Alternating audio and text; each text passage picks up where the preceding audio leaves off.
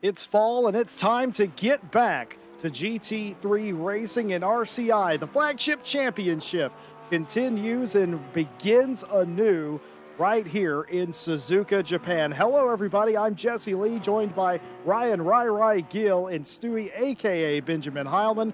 And tonight, the start of the Friday Championship. Much improved and different from the last time out. It is a brand new day. Hello, Ryan Gill. Welcome in. Thank you very much, Jesse. It's great to be back out here for the Friday Championship as well. It's been a while since I've thrown myself back into the fray for Fridays, but lovely to be out here in the land of the rising sun. But no sun rising as of right yet towards the end of practice, but an exciting season ahead of us already, judging by the practice times, Jesse. Well, on top of that, we've got a lot of things to talk about, new stewarding rules and a brand new rule book. As Harry Conway visiting a brief beach there in Dunlop, getting back onto the circuit. The new rule book, of course, is more harsh than the last one, and of course, a incident that might have gotten you a 5 to 15-second penalty a season ago, as of November 1st, might get you a drive-through penalty. And if it's on the first lap and if it's bad enough and that involves enough cars, I'm being told could be a stop-go 10.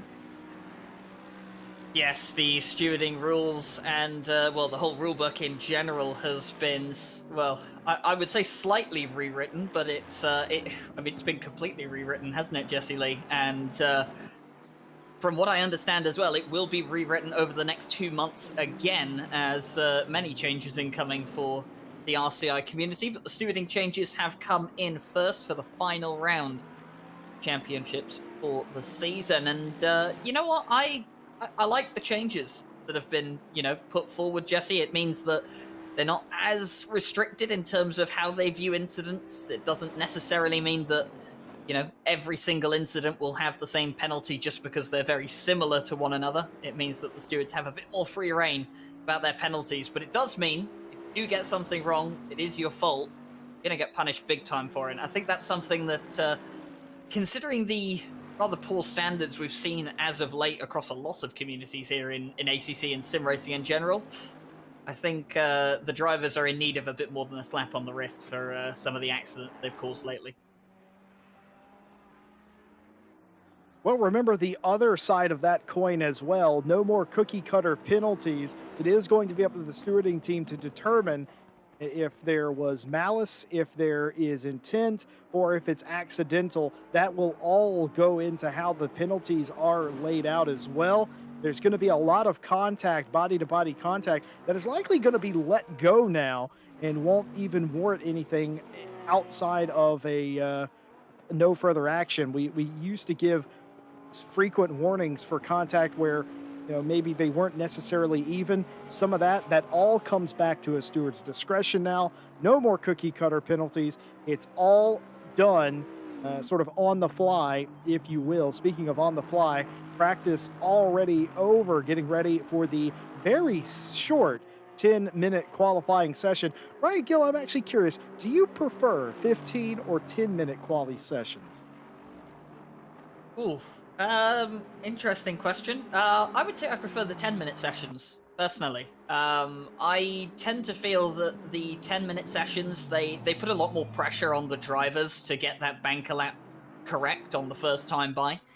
And I personally, I just seem to prefer that because it means, I'm usually quite good at getting at least one lap in right at the start.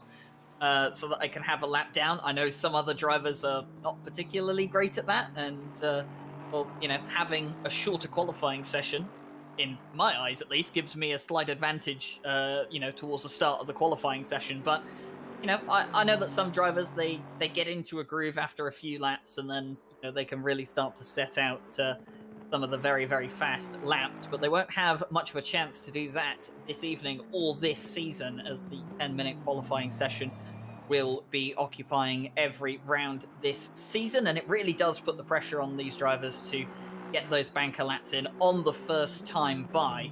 And it also does mean that if you can get that banker lap in early, and it is a good one, can really, really throw that car around the track for the rest of the qualifying session. And speaking of qualifying, as about half a dozen cars drive off into pit road, qualifying has started for the first round of the Friday GT3 Championship.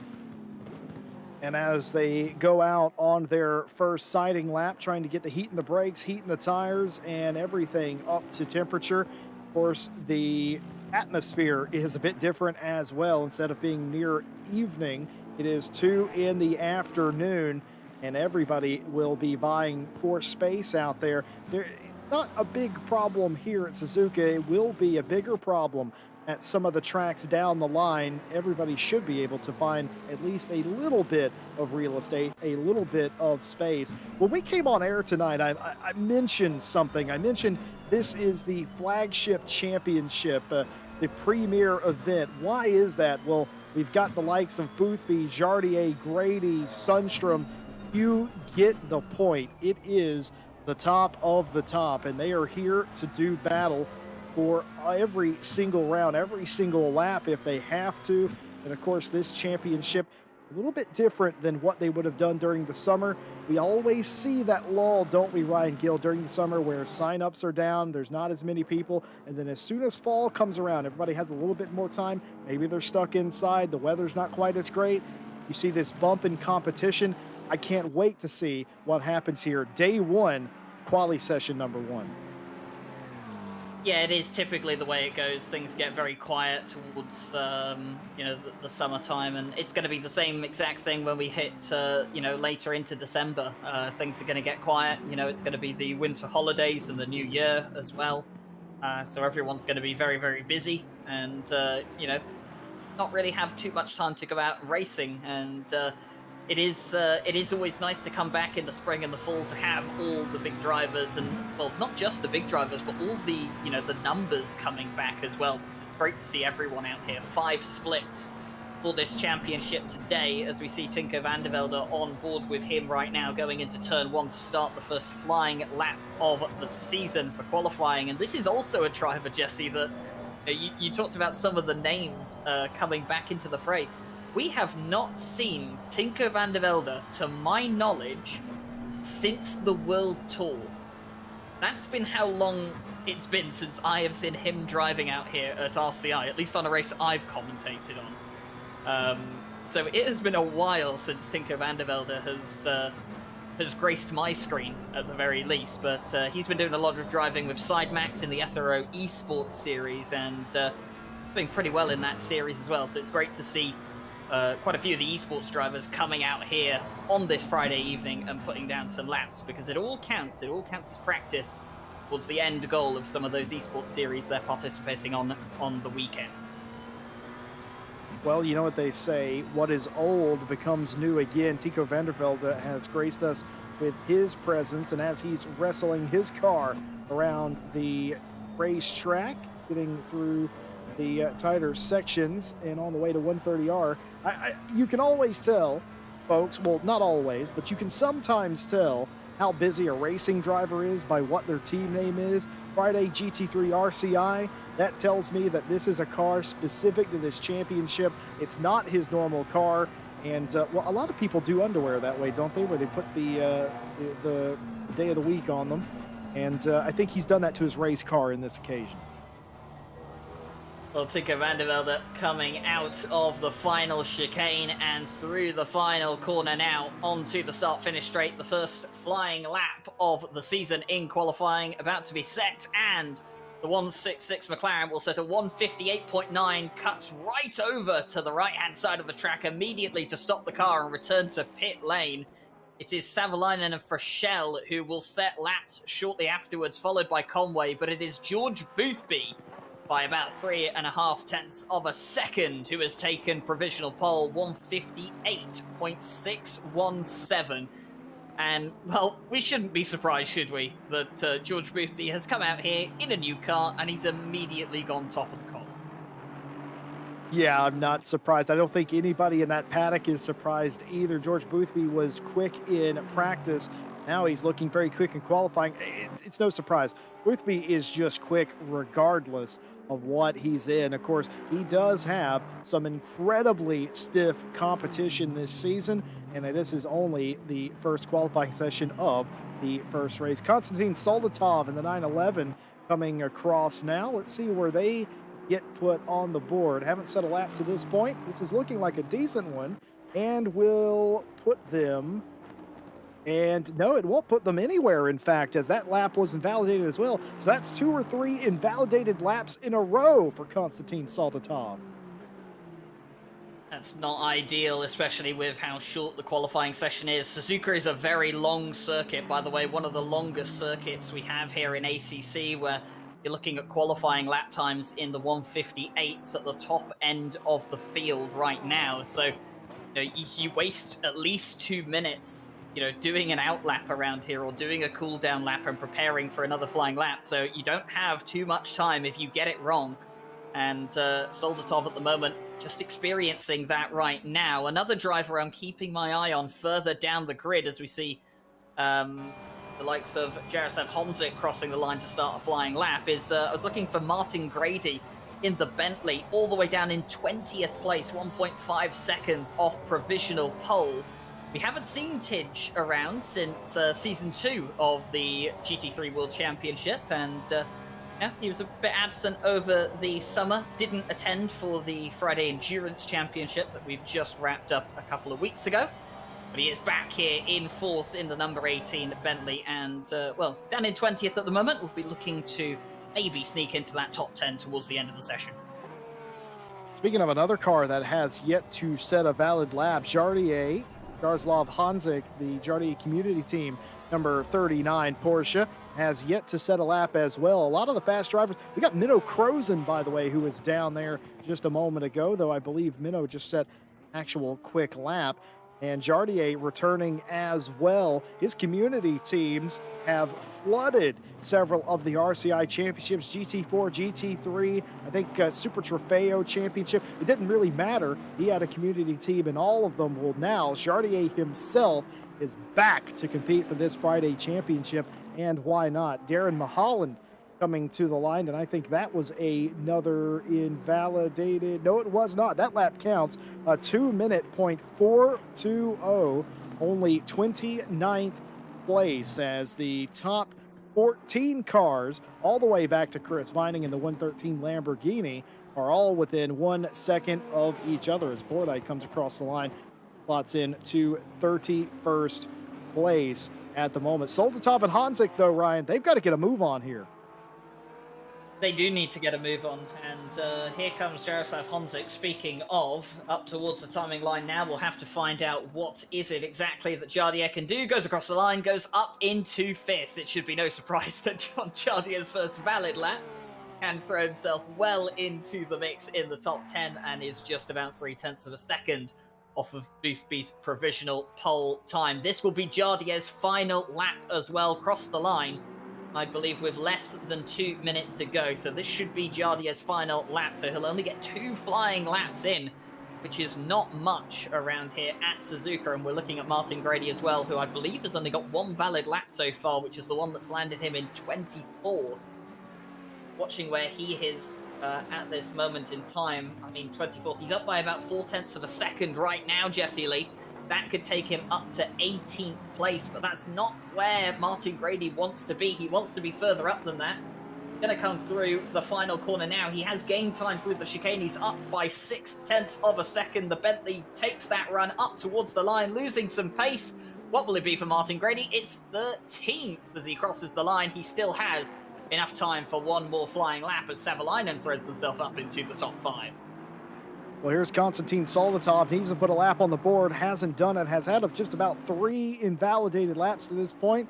We're going to see, as they don't run the entire length out of the final corner and all the way to 13th. The 159.388 for Soldatov. The first lap that has counted, and does get 1 more lap to improve upon that. I said a minute ago that there were 14 cars within a second of one another. Well, now it's 17 cars and counting. I don't think it's a surprise to anybody that it's getting just a bit tighter. Here comes Jardier to finish up a second lap. Remember, had some invalidated laps of his own, but went to fifth, now down to sixth.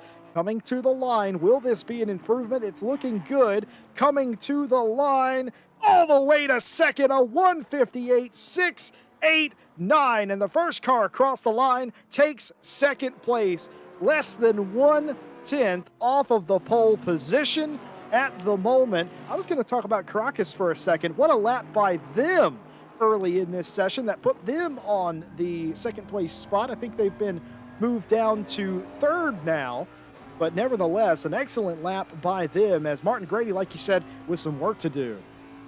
Well, as much as Jardier will be kicking himself for the fact that he couldn't go just about a tenth quicker to beat Boothby's provisional pole time. And I was about to say it might not matter because Boothby is going quicker anyway. Boothby has just gone off at 130R, and that has invalidated their lap. We'll go on board here with the replay. You'll see exactly what happened. There's Martin Grady up in front, so he's trying to use the slipstream of the Bentley. And he comes into 130R, clips the curb, goes too wide, invalidates the lap, and that is the end of the qualifying session. And, well, Jardier will definitely be even more frustrated now after he's seen George Boothby throw away a lap in which he was up by 0.4 of a second right at the end. Pole was in Jardier's hands, but just could not reach it. Here is Tinko van der Velde, by the way, who is up by 0.2 of a second coming through the final corner. Aston Martin stranded on the inside. Will return to pit lane. Tinko van der Velde comes up towards the line. Where will this land him? It's third onto the second row of the grid. Right at the end for Tinko van der Velde in the McLaren. And very well done indeed. Pierre Daldigny here in the 727 coming across the line down in 28th place.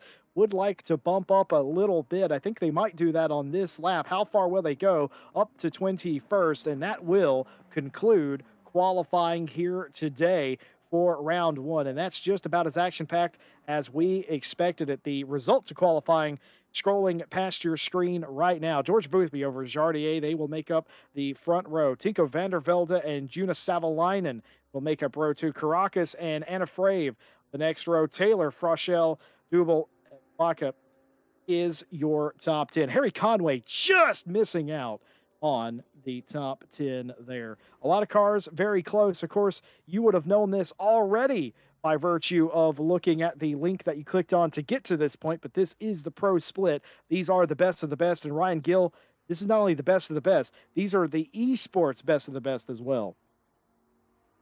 Yeah, it is funny how a lot of these drivers up towards the top end of the grid almost need to be categorized in a different way. I mean, a lot of people call them aliens, and that stretches to us as well. It's almost as if you've got to have rookie, am, silver, pro, and then esports pro or something to separate these guys. I mean, they truly are on another level, and it is always so nice to watch people of this caliber to just see what can be done out here in the sim, and it is absolutely fantastic. We have two Porsches on the front row of the grid for the first race of the season here tonight. George Boothby and Jaroslav Honzik lining up side by side. Jesse Lee, do you think that says anything about how the Porsches have gone well here today? I see we have our resident Porsche expert Tortellini in the chat, and saying that his two setups, or his setup on the two Porsches is going well at the moment. And,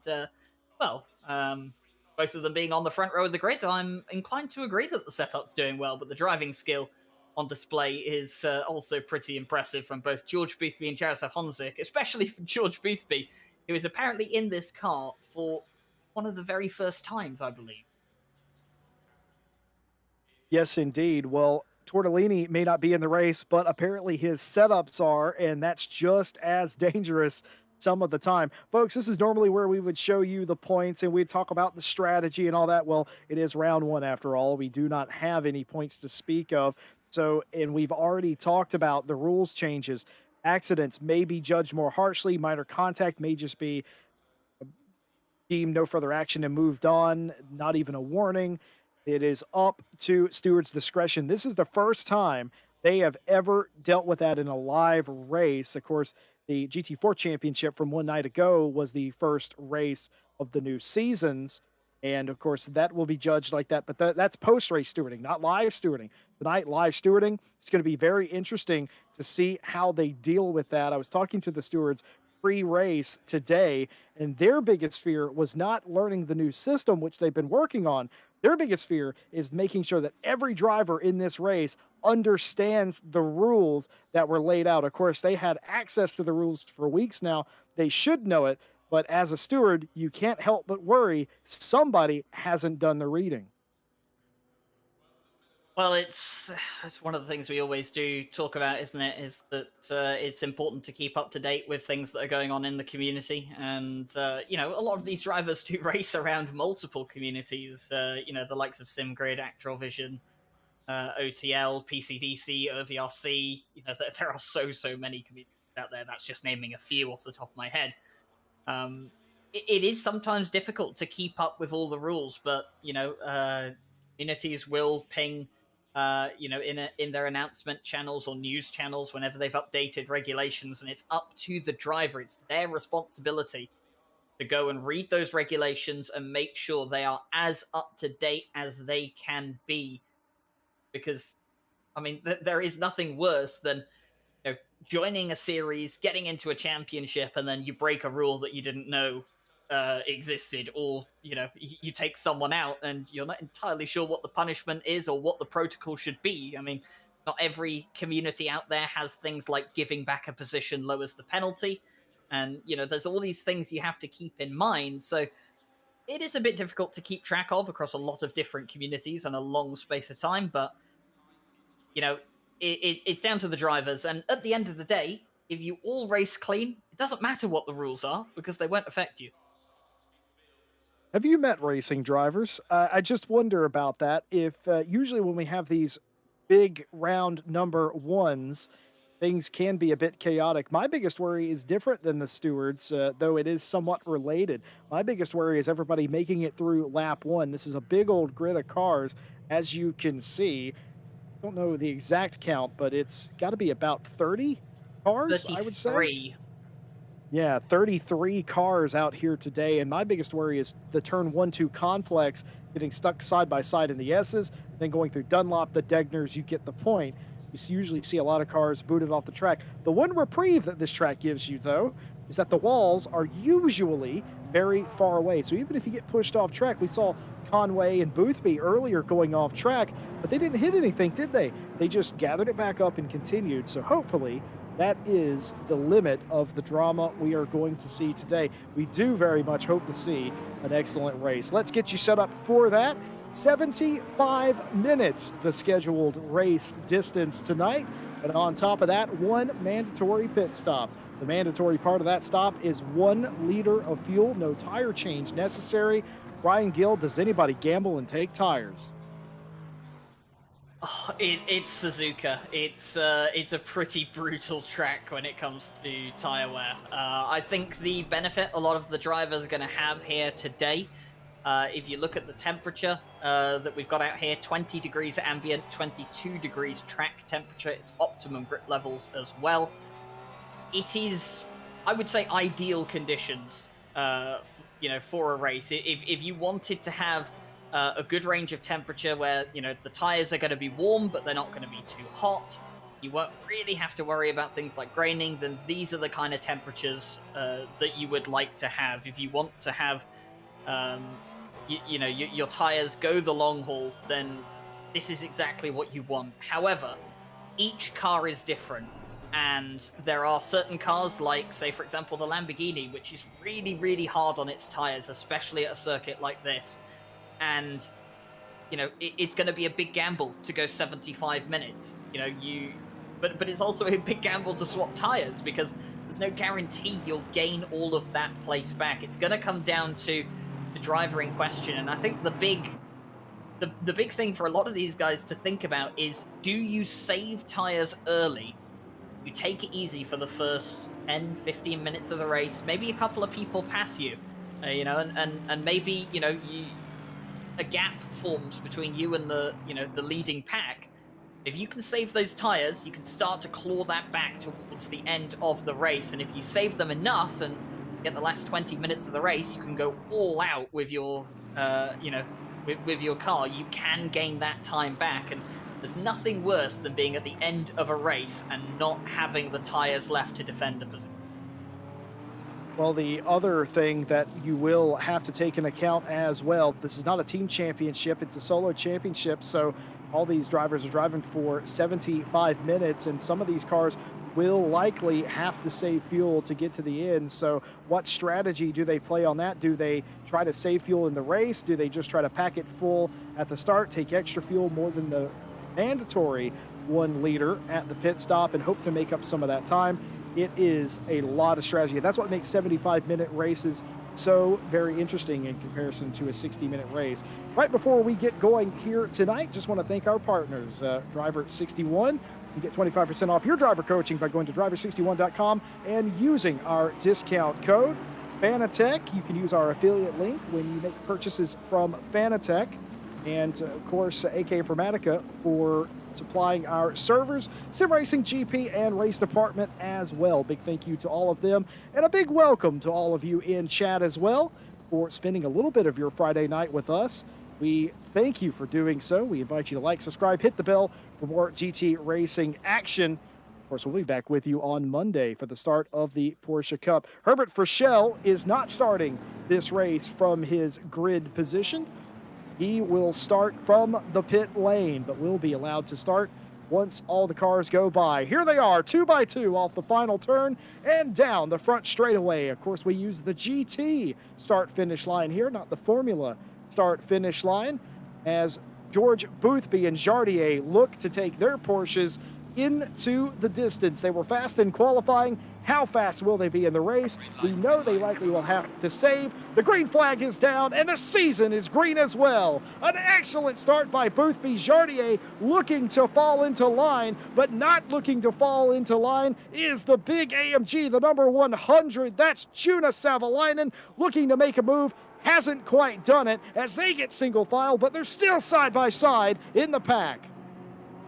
Yeah, Tinker van der Velde did exactly what he needed to do, made sure he was ahead of Savalainen and on the inside line as well. It's looked pretty clean so far through the first few couple of corners. There are still cars going side by side as well, but it has looked like a pretty good start, and it's been a good start as well for George Boothby and Jaroslav Honzek. They are pulling away. Tinker van der Velde under a bit of pressure here early on against the likes of the Mercedes behind, and becoming a little bit of a cork in the bottle here just on the first half a lap of racing. We've got Caracas in the other McLaren as well, trying to make up space. We've got Ferrari versus Ferrari as well as we come down towards the hairpin. And I believe Dubiel has got past, has he? But he's gone wide, and he's going to give that position back as well, as all the cars slowly working their way through. You can see Mikael Sundstrom in the black and gold Mercedes in the mix there as well. There's Menno Krozen in the Bentley. And oh, here we go. Mercedes and Savalainen on the inside line, and he's off and into the barrier.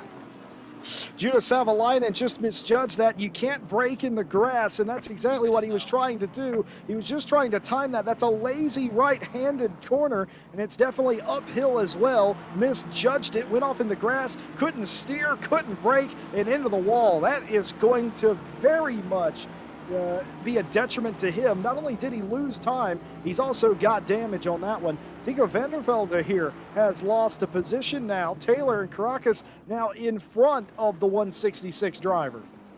Tico van der Velde had to take avoiding action. He saw Savalainen on the inside line, clip the curb, and we go straight over the front of the corner. So, of course, he had to back off to avoid an incident and make sure it wasn't race over for the 166. Better to lose a couple of positions early in the race than make it race over on lap 1. Sensible driving from Tinko van der Velde to avoid an unnecessary accident. It does mean he's got a bit more work to do in this race than he would have liked. Has lost that podium position, but there is still plenty of the race left to go. The pit window is open for any of the drivers that wish to come in and do a pit stop, and I believe Savalainen is going to take the opportunity to go into the pit lane right now, right at the start, and repair that damage that they sustained by hitting the barrier on the first lap. Yeah, Savalainen doesn't have anything to lose. They were still somewhat in contact with the field. They might be able to claw back something here today, and you have to go in with that mindset that you can still get something out of a day, even though started up near the top five, you were fighting for a top five spot, and then all of a sudden you're 33rd. It doesn't matter. You can still get something out of this as long as you just don't give up. And going back to Tinko for a minute, you mentioned that that was excellent driving. That is, in my opinion, what separates a good driver from a great driver. Recognizing danger, staying out of trouble, giving up positions if you have to ensure that your car stays on track and in contention. And that's exactly what you have to do. Vasily Anafreev going really wide there, nearly off the racing surface, and gathers it all back up. Looked a moment like Suzuka in the back there, in that Ferrari could potentially get a little piece of the action. Cannot. Excellent recovery from Anafreev there in the 77.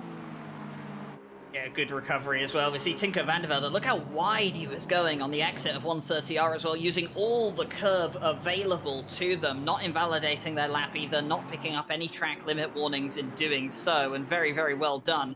But that's what you want to do around this place. You want to extend as much as you can. We can see a replay here. This is Menno Krozen. Oh, just getting a little bit of a tap, and I think, was that Chris? That was Martin Lawrence, sorry, in getting caught up in that as well then with the Bentley, and they're both oh no, that's Valentin Barrier ahead of them coming into the pit lane. So Barrier and Lawrence in the pit lane on lap 2. Starting to see some interesting strategy, Jesse Lee. We have people pitting early to get themselves out of traffic. Meanwhile, here is Mikael Sundström and Stefano Battistella in the Aston Martin number 96. And I'm not used to seeing Mikael Sundström all the way down in 20th place, Jesse.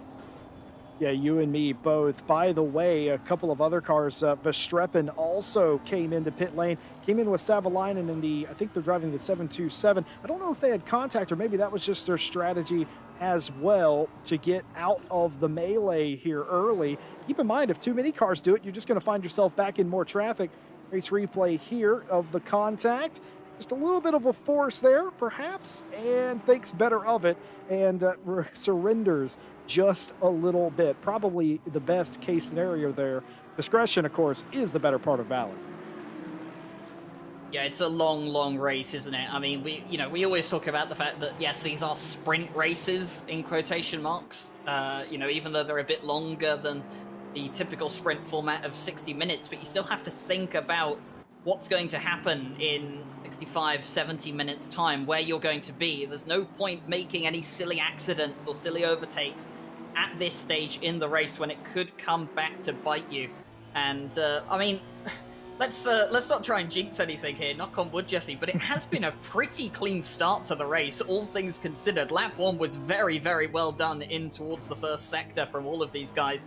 And, bar Savalainen's accident that was kind of just his own making in that sense, it has been very, very well done by all of these drivers to keep their cars clean and keep their cars tidy. I wonder if more of the drivers have been reviewing the stewarding updates than we gave them credit.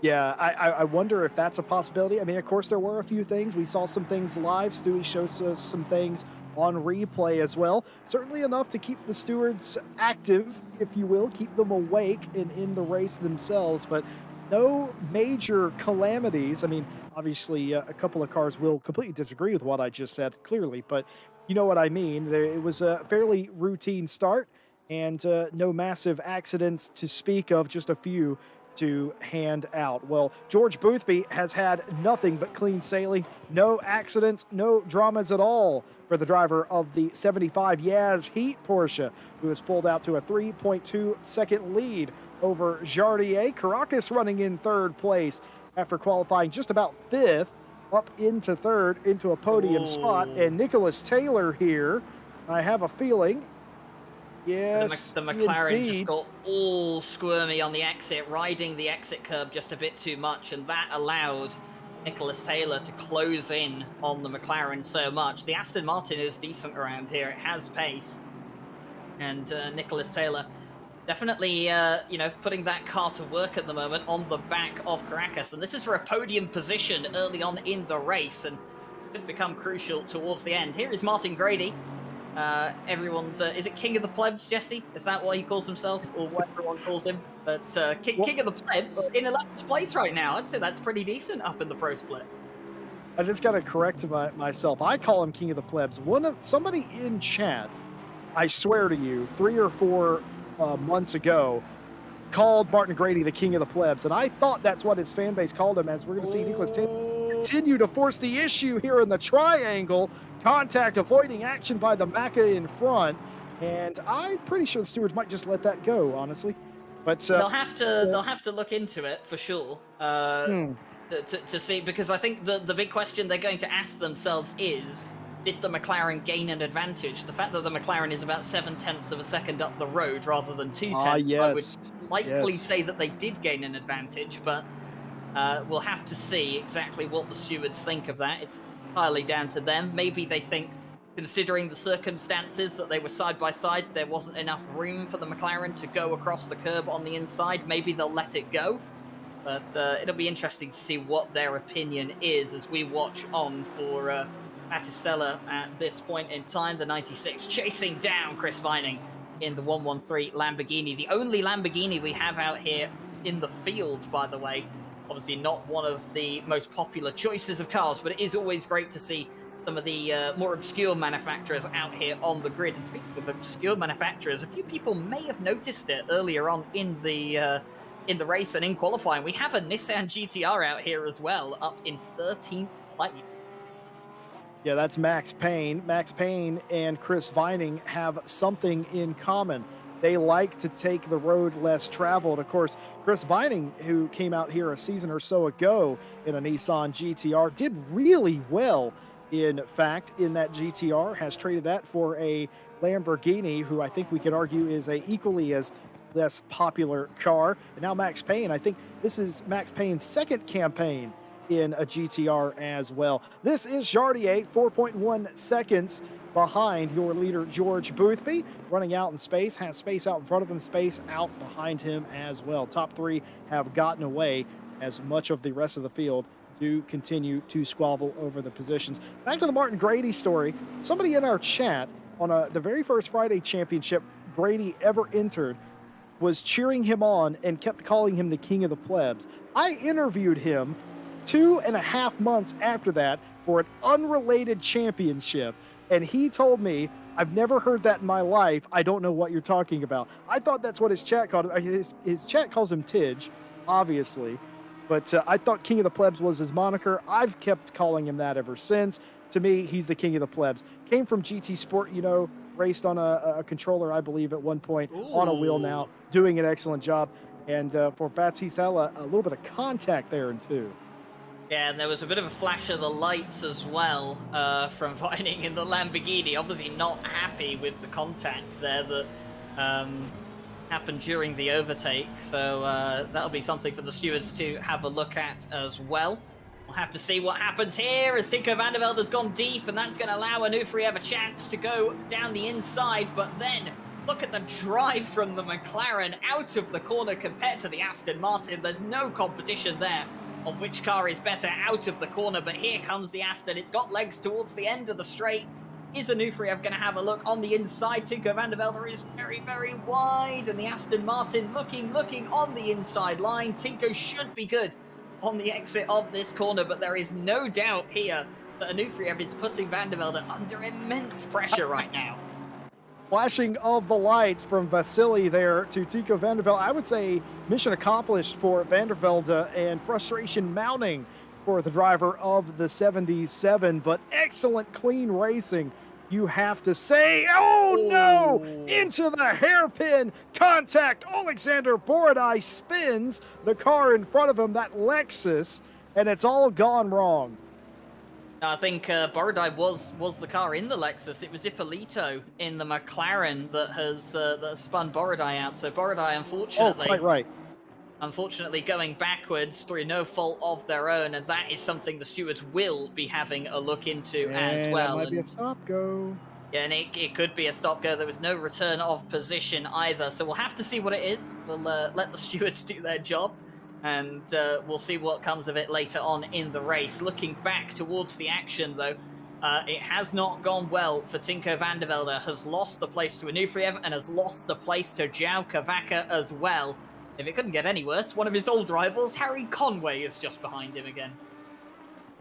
I'm also being told, oh, as we watch Jen climbs here, oh, a little bump and run in America. We call that the old chrome horn back in That's the day when Stellar racing cars, again. yeah, back whenever racing cars used to have actual bumpers on them. You'd get your bumper on them and you wouldn't wreck them. You just move them out of the way, called the chrome horn. Don't have those anymore, but he still used it right there as more contact. It's actually being told as well that Vasily Anafreev might have taken an exit whenever they were racing Martin Grady, and because excuse me, it was Stevenson, in fact, that was racing Martin Grady, and they had an incident in 130R, and that battle has been broken up because of it. I don't know if there was contact or it was just following in the wake. Ryan, we didn't talk about that. Going through 130R in the wake of another car is dangerous. It takes a lot of downforce away in the corner where you need it the most. Yeah, it is a tricky corner, and you need to take that corner as fast as you can take it to keep the pace of the car up. We're looking on board here with Harry Conway, who gets very close to the back of Tinko van der Velde. Fun fact for anyone out there who perhaps does not know this: I did say earlier these two are old-time rivals. I was actually in the very first race that both of these two participated in against each other. It was a flooded race at Misano in Actral Visions League. Over a year ago now. I think it's going back like 14 months at this point, and it was also the same race in which George Smith, one of our commentators here at RCI, was also participating in. And then there was also Killian, Ryan Meenan, and Billy Octane, who are also names you should probably know around the ACC community. So funny fact that a lot of us in that race have kind of ended up still around the ACC community, in and around the same places as well. And to your point about Martin Grady being king of the plebs, we've just been informed via the chat that Martin Grady has earned his pleb title by accidentally changing tyres when he didn't want to. See, if it was at a different time, Dario Barzaghi here. Oh, is it going to be contact? Whoa. It is going to be contact, and a spin for Barzaghi. Both cars go off. Does everybody else escape it here? And I think they just about do. Hitting the brakes was Barzaghi. And we're going to see this. Harley Chamberlain, is there contact here? Oh, yes, with the original Lamborghini. Contact there. Very well done from Harley Chamberlain to keep that car going straight, by the way. That is not easy to do when someone hits the rear quarter panel of your car to keep it straight. But very well done from Harley Chamberlain. And I don't know who the other NSX was that just narrowly got through that gap as well. But my word, that was close. And Pierre Daldigny going off. Oh, into the barrier. Just missed it, I'm afraid. And that's going to be a return to the pits as well. That's towed back, so that might be day done for the McLaren early on in the race. We'll hope not. But it's definitely not day done for Nicholas Taylor, who's still challenging for that podium position early on in the race against Caracas. About 0.4 of a second between those two. Oh, Here look is at a replay. this. We have Valentin Barrier and Martin Lawrence here going up the inside. Oh, no! Ooh. And yeah, that was Masoom, one of the GT World Challenge Esports Asia drivers that we have here this Friday evening for this championship. So probably, I think in the steward's eyes, probably going to be some unnecessary contact there again. And everything that did start out very nice and clean, Jesse Lee, has started to get a bit scrappy here as we see Soldatov and Anufriev switch positions. Yeah, well, you've been racing the same person for the past 15 plus minutes. You're getting a little frustrated. It's a big old track, but there's not a ton of ways to pass somebody here and make it come off cleanly, really. I mean, if you get the chance, you have to dive on somebody and then block their turn exit to make sure that the pass sticks. Otherwise, they're likely going to have a shot to repass you. So it's so difficult to complete one here. A lot of these guys, for instance, the 15 and the 17, we're riding on the front splitter of Nicholas Taylor for the Pleb Nico Racing 17 Aston team. That's Caracas in the 15, McLaren in front. They've been racing each other the entire time as well. They've had competitors in front of them fall out, competitors behind them fall out. They have been the constant. And eventually, you just have to make a move. And a lot of times, rather unfortunately, when you make that hasty decision, it just doesn't come off. It's never in your best interest to make an ill-advised move. But you know what they say: he who dares wins. And sometimes when you dare, though, you lose mightily Ooh. as well. Oh, a little bit loose there as they both try to maximize 130R. They do that, but they are still nose to tail and very close stuff. Like you said, the race start was very clean, and it has gotten a bit scrappy here in the middle stanza of the race. Pass around the outside. Herbert for Shell. Is that a defense or a pass? It doesn't matter, as they will still be side by side. Will Mulholland continue to fight this? He will, but I think he's just lost that position to Herbert for Shell.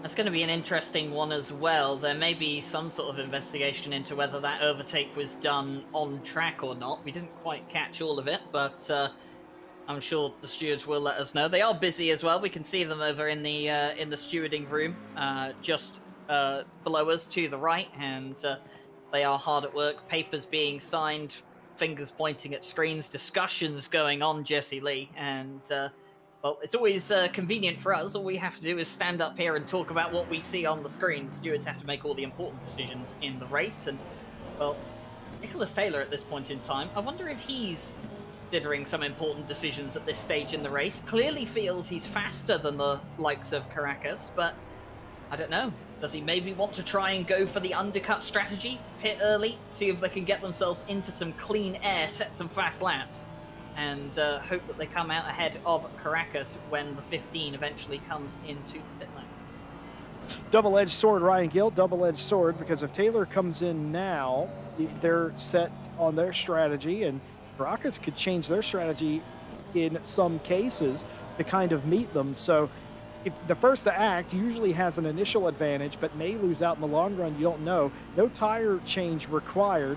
Some of these guys are probably going to do it anyway. Oh, looking to the inside, to the outside. Tried the fake, did Taylor. It wasn't falling for it was Caracas as they stayed serve, held serve. And now looking to the inside into the triangle. Could this be contact? Could this be an overtake? It's neither one of those things as they keep it together through the final and onto the front straight. These two going at it. Excellent fight for third. It was absolutely brilliant. You saw Taylor brake so much later than the likes of Caracas, closed up so much time in the braking zone, but Caracas stuck it out on the outside, which turned into the inside line, had all the space in the world to get the best exit out of the triangle chicane. And both of them managed to keep it going as well. This is fantastic. This is the kind of action you want to see, Jesse Lee. If there's a bit of body bumping, if there's a bit of trading paint, in these scenarios, the stewards aren't going to care. They're going to let you get away with it. They're going to tell you to keep pushing, keep racing each other. But as long as it doesn't go any further than that, it's the exact kind of action that everyone wants to see. And we can see a replay here of Frischel and Mulholland. Mulholland's still behind. Oh no, that's Mulholland behind Chamberlain now. Yeah, that is correct. And I was curious what Mulholland was flashing Chamberlain for. Looked like a clean pass around the outside, but we didn't see what happened in the triangle before that. So maybe there was contact. Certainly the Bentley, the 777, flashing the car in front of him. That's usually not a good thing. I mean, it can be, but it usually isn't. So wondering what may have happened that we did not see. Either way, Harley Chamberlain up into the 14th place position. And if you're Darren Mulholland, you now have to start worrying about Barzaghi in the 8 behind you, because they've also closed in quite a bit as well. Meanwhile, the fight for third place continues, and Ryan Gill, I've been doing some maths, as you might expect, and I have a theory. Go. I've got a theory. We've got Jesse Lee maths and conspiracy theory time as well. All right, well, whilst we watch Caracas and Taylor keep going at it on screen, why don't you explain your theory to the folks at home?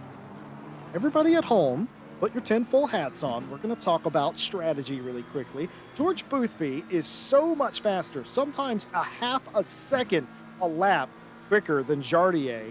I think they're on two different strategies. Interesting theory. I mean, it would check out. I mean, George Boothby is doing some incredible lap times right now. I mean, 8.6 second. Anyone who has an 8.6 second lead over Jardier in about 25 minutes is doing very good lap times. So George Boothby flying away at the moment. I mean, you know, it's not out of the realm of possibility. And I've just noticed as we watch Caracas and Taylor on screen here, Joe Kavaka's slowly coming into this picture, Jesse Lee. He's been creeping up in that Ferrari after the last few laps here. He's left Tinko van der Velde behind. And it looks like the Ferrari wants to make this a three-way battle for the podium here with 52 minutes to go. Yeah, Kavaka was battling Tinko van der Velde at one point and now is in fifth by himself. And I lost track of him for a minute, to be honest, that 33 Ferrari, but it's now on the back of this group. Three-way battle for third, like you said, very close stuff. And that all that's going to do is put this man, Nicholas Taylor, in a very big predicament. Up until this point, he's been able to do whatever he wants to do. If he wants to make a lunge or a move, he doesn't lose anything. Nobody's been behind him. He gets to regroup, catch back up. If he does that now, João Kavaka's going to get by him. Yeah, the race really starting to unfold now with all the different situations that these drivers are offered. What seemed like could maybe be a very viable strategy at one point in the race. Definitely looks like the window for that has changed now, and we'll see Mikael Sundström here on Masum coming into the first corner. Oh! Comes across slightly, and the Ferrari taps the back of Mikael Sundström. Mikael doesn't go around completely, though. And it looks like Masum has given that place back. The Ferrari definitely feeling that they were at fault for the incident. So they've given that place back to Mikael Sundström. And I'm sure that when the stewards get around to reviewing that incident, they will take that into account. I don't think there'll be a penalty coming their way for that one. Yeah, it's we use a term around here, don't we, Ryan, called slam dunk. I think if we've seen one that might be in that category today, that is the front runner for a slam dunk, as the battle that was between two for position 3 is now 3 for position 3. And I wonder how close Kavaka actually wants to be to this fight. Certainly, a lot of times my experience is if I sit a little bit off of him like the Ferrari is here, if they both have an incident, I can just drive right by and I'm not involved. I have enough time to react. So I wonder how much of this is struggling with necessarily the pace of the front couple in front of them, or how much of this is actually just them laying back ever so slightly. But one thing is for sure, it's about not to be just Kavaka. I think Caracas is slowing this field up enough that Van der Velde and Conway might join this really soon as well. What happened to Darren Mulholland? Darren Mulholland has shown up a lot on our highlights. Blocks a car all the way to the inside. Oh, and it's a spin. It's a spin down the front straightaway as he tries to block him all the way to the fence and gets jacked up because of it. I've never seen anything like that. Bazagi and Mulholland, I think, going a bit over the line of trading paint on that particular situation. And trading paint? They're changing oil. I think so, and very difficult to see what the stewards are going to think of that. Nicholas Taylor's made a mistake. Coming down into the Casio triangle, they lost control of the car. They've hit the side barrier, and that has cost them big time. You'll see it here on the replay coming through 130R. Where do they lose it here? They come out. Very strange. The car just dives to the right-hand side of the track. Oh, and that is so unfortunate. Comes back across the front of Kavaka, I believe, and they haven't actually pitted. I would have thought the Aston Martin would maybe come into the pit lane to try and repair any damage that they sustained in that incident immediately, but it doesn't look like that's what they want to do. Dario Bazagi, meanwhile, gets past Mulholland, then makes a mistake into the triangle. That's going to allow Darren Mulholland to get straight back through. A little bit of a slide out of the final corner, and that means that Bazagi will have the inside line into turn 1, and they'll take the position back. They'll go wide. Darren Mulholland's going to take the place back again. And, I mean, can they decide which one of them wants to keep this place, or are we just going to keep switching back and forth for the next 5 laps? Well, I'll tell you what, as loose as Barzaghi is, Ippolito is trying to take that position away from them. Look at this whole sequence here. This is after, keep in mind, the purple Audi was in front of Mulholland and now ends up behind him. But this is the run down into turn 1, and they changed position as well. And now Mulholland has gotten away a little bit because this is where this is happening. Barzaghi and Ippolito are sort of really close together. The looseness of the number 8 was shocking to me, still is. It seems to be the curbs upsetting the Team Ballas Esports Audi, but is now focused back on Darren Mulholland. I had to chase a story down just a minute ago, by the way. I was curious. A rarity in these days. We had Pierre Daldigny in chat apologizing to the 727 McLaren for having a brake pedal issue, brake pedal failure that led to contact Daldigny's car and the 727 coming together. He apologized in our chat for that. That's a very that's a very respectful move there. We hope that you get your pedals fixed. I will admit, looking back on that now, I've wondered if maybe there was some sort of Oh, mechanical or hardware issue going on. just seen Jan Climbs go off as well in the Porsche. But to touch on your thing as well, we have seen it's a bit unnerving, Jesse Lee. We have seen quite a few technical issues regarding pedals over the last year, haven't we? In races, I remember at 2 occasions of which I've seen it in the Race Face South African League, which is not particularly nice to see, and it's never great to see it for any competitor, to be honest. That have a brake failure, but it would fit in what happened with that McLaren. Went straight on at turn one and Mm. into the barrier. So that definitely does fit the bill for what was wrong with the McLaren. We're being told as well in chat, by the way, that Taylor's wheel came off, and that's Oh, why the car, well, not really spiraled, but steered into the right-hand side of the circuit and hit the barrier. So another technical issue for a technical issue for the 17, another technical issue in this race for two different drivers. And that, I mean, I won't say it's a new one because I have heard of stuff like that before, and I have seen stuff like that before. But it's not an ideal situation that you would want in a race, is for the wheel to come off the base or anything like that in the middle of a race. so let's recap here. Daldigny's 227 car didn't have braking, and of course the I think it's Taylor's 17 didn't have steering. You know, if they teamed up, they'd have a working hardware, I think, in this case. But all jokes aside, that's the most frustrating thing that can happen to you in a race is something that's completely out of your control. Not even having an incident with another driver, things like hardware failure, hardware malfunction, etc., and so forth. Those are the things that hurt the most because literally there's nothing you can do to prevent that. It's sim racing's equivalent to mechanical failures in a It is. sense. It is the closest thing you can replicate to, say, a mechanical failure. If you have things like a pedal issue, or if you have your wheel come off the base, or the base disconnects, or any sort of issue like that. I mean, we don't often see mechanical issues like engine failures. I mean, they are a thing in ACC, for example, but we don't really see them at all because they're very hard to do. But that's the thing. That these technical issues are the closest you can get to a sort of mechanical failure in sim racing. And by the way, I've just seen that Ippolito in the 68 McLaren got a drive-through penalty, and they are serving that penalty now, and that is for this incident, Jesse Lee, which we saw earlier on the replay. And yeah, I mean, we pretty much that's pretty slam dunk. Yeah, it sure is. I'm just going to go over the list written by Glenn Wright. I think Connor Morgan is actually the head steward tonight. I think Glenn is writing up the reports. So, racing incident between the 113 and the 329 for minor contact. No further action for an incident with the 100 and the 166. 5-second penalty for car 171. Opens up steering too early, pushes a car off track that loses multiple positions. That car that lost those positions was the 82.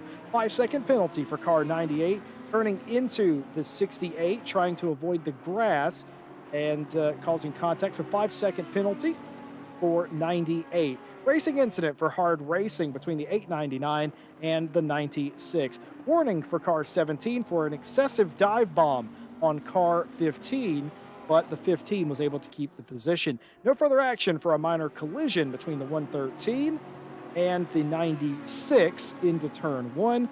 Drive-through penalty for car 68. 68 brakes late, takes out the 98. That's what we saw. And a 5-second penalty for car 96, an overtake with contact on the 329. And I know they have more coming in, but that's all I've got right now, Ryan. Yeah, the 5-second penalty for Battistella 96 on the 329. That is also one of the incidents that we did see live as well, or well, not live. We saw it on the replay earlier on. So, yeah, definitely interesting seeing those penalties come out. Of course, we have seen the dreaded drive-through come out, but quite a few no further actions in there as well, Jesse. So the stewards are definitely following the new rulebook to truth. If it is just small little taps and insignificant incidents, they're not really going to look into it. They're going to let it slide. They're going to let the drivers get a bit more physical out there with each other as long as they don't go over the line. But of course, they are prepared to give those penalties out if they do go over the line. And I think it's working pretty well so far. Meanwhile, Martin Lawrence, who does have one of those 5-second penalties for going a bit over the line earlier in the race, has the likes of Streppen and Crozen right in front of them. And lovely paint scheme on Crozen's Porsche, by the way. I love that metallic pink on the, well, pretty much on the entire body of that car. Very nice.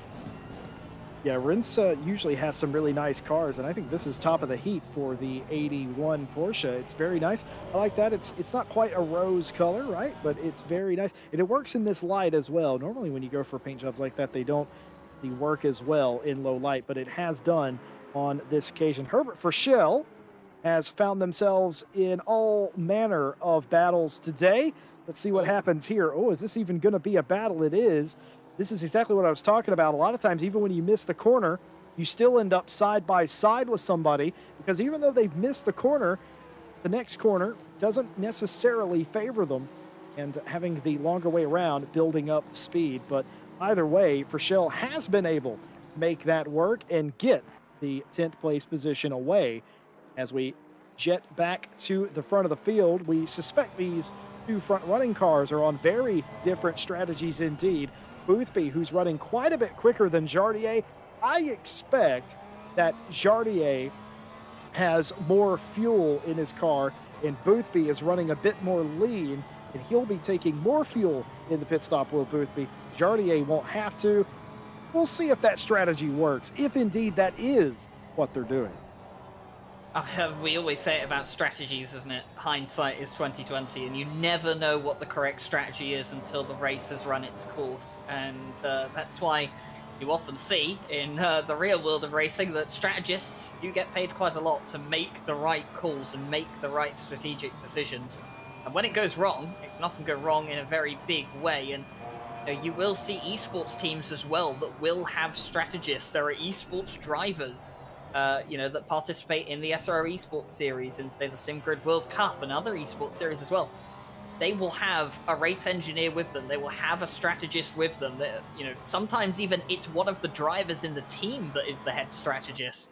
To do double roles as well and cover both of those responsibilities. And it pays to have someone that can really think outside the box and really put the mind to use in terms of how you can use the strategy, what is going to be the best thing for you to do. And it requires a lot of practice, it requires a lot of dedication to get it right. But if you have someone that can help you with that, or if you know how to do it yourself and very competent in figuring out what is the right strategy to go on, it can pay off big time in races like these where it really, really does matter. But George Boothby at this time, not sure he's worrying too much about the strategy at this moment, because he's just flying off into the distance. Massive gap at the moment between himself and Jardier, but like you said, Jesse, still got a ways to go yet, and both of them still have their mandatory stops to serve, as do the rest of the top 14. Well, this is an interesting battle going on here. This is Adam in the 840 Ferrari, the Forza Italia PLE racing team. They're the first on the road that have pitted, so these are cars. That's Alexander Bordai. They're the last on the road that have not pitted, and that's an interesting pass because now the 840 has put a little gap between the field and Verstappen that have pitted. So nice to know. The 840 going very well, and we'll see how far up the field Adam can get in the 840, considering they are the first on the road. And I think they've gained a little bit from pitting incredibly early. We'll have to see as well how much that hurts them in the end. We just saw that contact live. Let's get another look at this. Martin Lawrence trying to go down the inside here on Rins Crozen. little bit of Ooh. touch, and he still goes wide. Ritz goes back up the inside. I feel like Lawrence let him go. He might have. I think it might have been a situation where Martin Lawrence might have understeered out and unintentionally, just had contact there with Crozen, and probably keeping in mind the stewarding changes that have gone on for the rest of the championships going forwards, maybe decided that it would have been the better decision just to let Crozen go back through and try that move again in maybe next lap or a couple of laps time. And sensible decision, I would say, from Martin Lawrence. I'm not entirely sure that that would have been a penalty, but I suppose there is no harm in driving on the safer side of caution. And, driving on the safer side of caution earlier was not the likes of the 17 Aston Martin Taylor, who unfortunately had a bit of a reckless meeting with the barrier through no fault of their own, the wheel coming off the base. But they got the wheel attached again, and they've got that car rolling, and, well, rather surprisingly, Jesse Lee, about half a second back off of that podium position again. Yeah, it's amazing, isn't it? Some days, when it all goes wrong, you can still end up making that a really good day. That's what I was talking about earlier with some of the cars like Juna Savalainen. Don't give up because you don't know what's going to happen in front of you. You could gain a few spots or you could gain a lot of spots. You just don't know. Remember that Porsche Cup race with Jardier, qualified on pole, ended up spinning on the pace lap. I'm sure he loves us telling that story every week, Oh, I but bet he it does. did happen. And he ended up coming back and winning that race. It was a drag race to the line to the checkered Winning it flag. by thousands, by the way. Not I even know. not even Oh, came back to win by a second. No, came back to win by thousands against Suzuka, who is not the easiest person in the world to get past. And yeah, anything can happen in a race, and Savalainen had the benefit of the fact that there is that mandatory pit stop that everyone has to serve, so he was able to come in, get the car repaired, not lose too much time compared to what they would have had to lose if nobody had to come in for a mandatory pit stop, and get that car back out and rolling and see what they can do. I mean, the race hasn't gone the best for them so far, but still a lot of drivers left that have to pit. There is still 35 minutes of this race to go, and there's no saying that Savalainen can't make up some more positions towards the end of the race. Meanwhile, further down, looking at 25th and 26th place, we actually have Mulholland is a bit further up the road. This is Beeson closing in on Battistella, actually, in the 96, who has served their mandatory pit stop and got rid of that 5-second penalty that they had earned themselves as well through one of the incidents they caused earlier in the race. And this is Musa Machum at the moment, one of the, mentioned it before, one of the GT World Challenge Asia esports drivers. And I have to say, Jesse, it's really refreshing to see some of the Asia esports drivers coming out into some of the community races, because there's, being quite honest, there isn't that many of them over there in GT World Challenge Esports Asia. And, it is nice to see them come out here to what is, a much more European-focused league and try out, and see what they can do against some of the big boys in Europe that they don't typically race against. well, the I in RCI doesn't stand for iPhone. It stands for international for a reason. We're supposed to be a community of everyone. It doesn't matter where you are. It doesn't matter if you're Australian, South African, from the Asian continent, America, etc. You can come here and you can race, put your talent on display. Certainly everybody every week shows up and does that, but to your point, I love having the Asian presence in these races.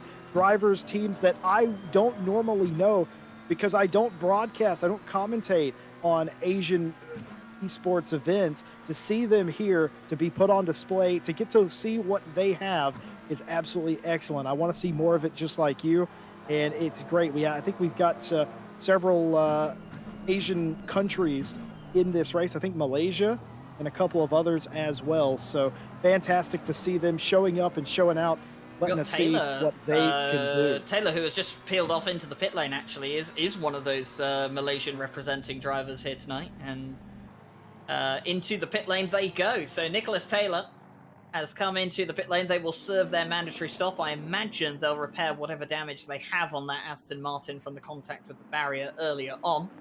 and we'll have to see where they come out. Here is Jesse Lee's coined term "King of the Plebs" for Martin Grady, It's and catching on.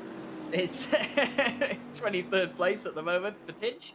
And closing in on the other Crozen that we have here in the Pro Split. Of course, we have Rins and Menno Crozen, both of them becoming regulars around here at RCI now in both the Friday and Monday championships.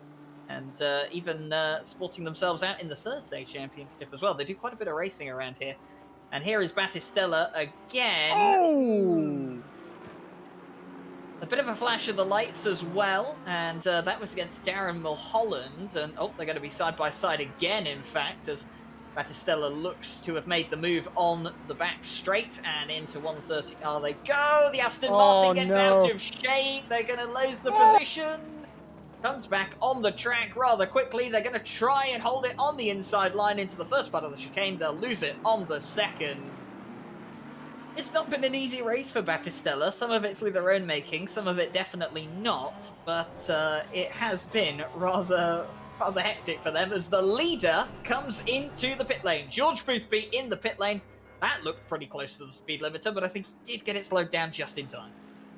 Here's the thing about George. George loves to get it to the limit at the line, pretty much more than any other driver I've ever seen. And there's been more than a handful of occasions where I've thought he was speeding in pit lane where he wasn't. Nürburgring a couple of seasons ago comes to mind as one of those races where I was sure that Boothby was speeding in pit lane. He wasn't. He just timed it absolutely perfectly. So, and remember, it's not just about your delta.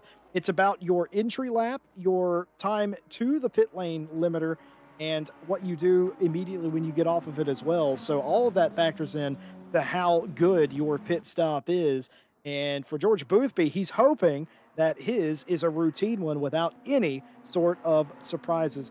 Yao Kavaka in the 33 continuing to try in what is now second place, get that position away. George Boothby down and away. If he did take extra fuel, Ryan Gill, he wasn't there for long. No, he wasn't. So George Boothby up and rolling again, and our producer has just said in my ear, Jesse, that he has changed tyres. So we'll have to see what's come out. So what was George Boothby's pit stop time, actually? It was 1 minute 8 seconds from pit in to pit out. And let's have a look at what Martin Grady did. Because we know for a fact that Martin Grady took tyres, because he took them accidentally. So Martin Grady had 1 minute 11 pit in to pit out. So that would suggest to me, Jesse, that that is correct. George Boothby has taken tyres in this scenario, and that fits rather nicely with how far he's gone into this race. He has just under half an hour to go. Got some fresh tyres on there, some nice slicks, and, well, with 30 minutes left, you better believe he's going to get all the rubber out of those. You can ask any driver in the world, and providing they're not a Formula One driver and they're being forced to drive on the soft tires this year, they're going to tell you, give me tires. Every time I come down, it's just a security blanket. It makes you feel better. And maybe you are a little bit faster on new rubber, but I think in his case, he was leading. He had a very nice lead. We clearly know he has a speed. He was fastest in practice. He was fastest in qualifying. He's led every lap to this point. Why not?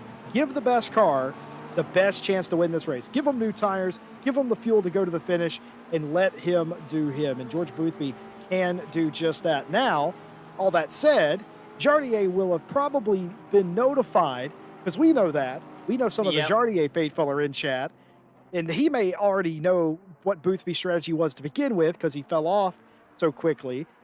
He knows that, Jardier does, so he's probably going to do the opposite. He's probably not going to take tires. He's going to take as little fuel as possible, which I think he only has to because of his lap times that he's running. Tells me that he was running more fuel. You were speaking about Jardier for a moment there. I'm not sure if our producer will be able to catch that on the replay. Jardier just had a moment coming through the Degners here. We'll be able to see it on the replay. Going to go on board. And this is the stuff of nightmares for a driver when you come through a corner and you see this. Oh, very well done by Jaroslav Honzik. Jardier saving that car. And I'm going to put it out there now, Jesse. There are a lot of drivers that wouldn't save that. Yeah. That was definitely a drift exhibition. They do those here quite often, but today is not that day. This is GT3 racing, and a scary moment. I'm not gonna say that Jardier wasn't driving on the limit or wasn't aware of how he was driving, but certainly it's woken him up a little bit now as he is very much awake and aware of the situation around him. I just feel like drivers of Jardier's caliber, they don't necessarily have to pay attention for every millisecond on the track, and sometimes you can get yourself into trouble. And I think there, honestly, what just happened is he hit the curb just a little bit too hard Mm. under braking, and it got a little sideways. But an excellent recovery. I hate to see them do that to those tires, but I love to see any good driver save a car like that. That was absolutely epic. Speaking of epic, by the way, got Barrier, Sundstrom, and Enfrave all fighting here for a position which I think will end up being somewhere around the top 10. Well, Barrier's carrying a 5-second penalty as well, so Sundstrom and Anufriev in behind. They know that, and they know that they don't need to be ahead of Barrier necessarily at the end of the race, but they would like to be ahead of him for sure. And here goes Christopher Verstappen on the inside line of Borodai in the Lexus, and the Bentley is going to stretch its legs now on the back straight, but look at the straight line speed that the Lexus has. They're going to be on the outside coming into 130R. The Bentley rides the curve. The Lexus goes wide off track and stays ahead. And now here comes Martin Lawrence in the Aston Martin as well. We're going to get a little bit of a replay here on board with the Bentley just to How see. close was this? Oh, very close indeed. And, well, the Borodai in the Lexus taking the liberties of all the track limits they could. Martin Lawrence, by the way, did not get past Verstappen coming into the Casio Triangle chicane. He's going to have a look on the inside down into the first corner, though. You better believe it. And Martin Lawrence, is he going to make the move done? Has he got it? Has he got it? Doesn't look like it. He's in front, but it's going to be inside line for the Bentley coming into the S's. Is the Bentley going to make it on the outside line? I think he's done it. I think Christopher Verstappen, he has got the place back.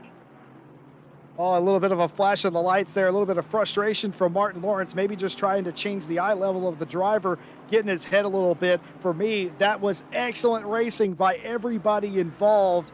And they may disagree with it now because they lost the position, but they'll go back and they'll watch that on repeat, on replay, and they will be very, very proud that they were able to do that contact there in the triangle. Just to let you updated on that, Jardier is in the pit lane. Jardier in the pit lane. Rins Crozen now trying to work the best way around Martin Lawrence. Goes down to the inside, and that will do them no favors in the Porsche, as the grunt of the Aston will carry them back around, and, of course, also the curvature of the track. So no contest there. But you've got to do that if you're Rins Crozen. You got to do that if you're any racing driver. You have to put your car where they're not. Well, Jesse Lee, here we go. Jardier is in. He's out. No tyres for the number 39, exactly as we expected. Jardier did not take tyres, and that means Jardier has taken what is effectively the lead of the race from George Boothby, even though they're not in the leading positions right now, because there are still cars that have to serve their pit stops. It is Jardier ahead of Boothby. So what this means is Jardier on old tyres, he has to nurse these the next 24 minutes and change. But Boothby's got a brand new set of tyres on, and those tyres will be nice and warmed up by now, and he'll be raring to go. So there's a lot of people around RCI that claim that my maths are a bit bogus. I want that one to be put in the jar. I was absolutely 100% correct, as I always am. Ted Edwards. We'll get you a T-shirt soon, Jesse Lee. Don't worry. We'll get you a maths T-shirt soon. I think that's a little bit of an Easter egg you just dropped right there. But Valentin Barrier here in the middle of a furious bunch of cars trying to get around Borodai. Borodai, who hasn't pitted yet, and it's all very close indeed. As we're going to take a look here as the Bentley tries to get around Borodai. It does by virtue of the dive bomb, and that basically opens the floodgates on the Lexus. What a frustrating feeling that is. Valentin Barrier. Is he going to get it on the inside? Yep, it will get it through on Borodai as well. Now here comes Mikhail Sundstrom and Anufriev, who are still going at it, by the way, after we saw the replay into the Casio Triangle.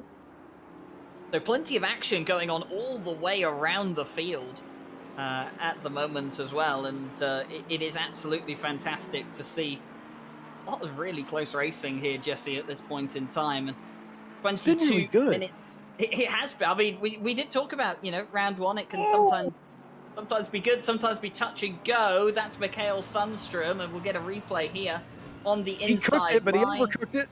Yep, overshot it, and out they go. The Lexus goes back through, and Ifriev will say, thank you very much. I'll take that one as well. That's Oh, Martin Lawrence and Christopher Verstappen going side by side. The Bentley is slightly off the track.